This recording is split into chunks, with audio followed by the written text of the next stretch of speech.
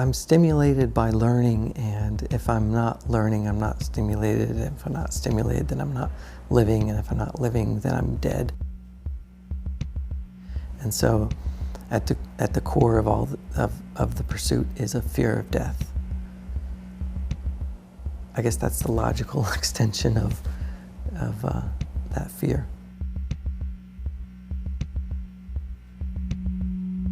And I guess we're all afraid of dying, but then each of us is stimulated and therefore living in different ways, and so you just figure out what stimulates you.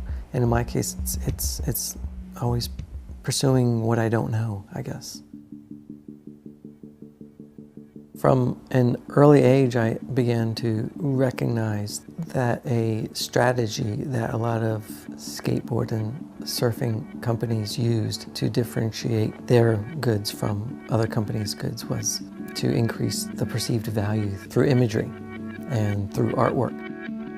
I could never afford the cool brands or the expensive brands, so I would make my own shirts or paint my own skateboards. And then when those things that I made became valued by my peers, it's then that I understood this power of creating, the imagery for myself was intoxicating. So I wanted to study design as opposed to art because I appreciate the discipline behind it, because it seemed like a more intellectual pursuit.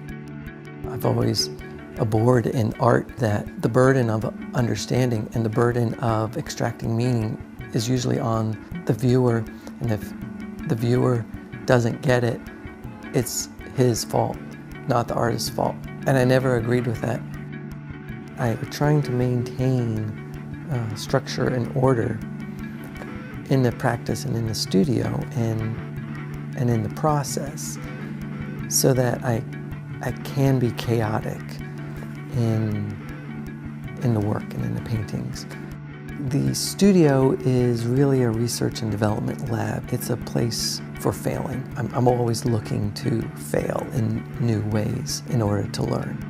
More and more I've been sharing the sketches in the process because it's important to prove your solution. In the same way that if you're solving an equation, then you show all of the iterations and all the steps that were taken to get to that solution. And ultimately that's what we're searching for, and that's what we're trying to find in making art, is the truth.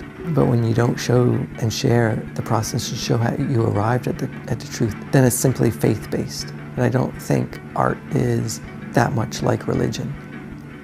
You almost prove the truth. I'm Ryan McGinnis, and I make paintings and sculptures and make a whole bunch of different things.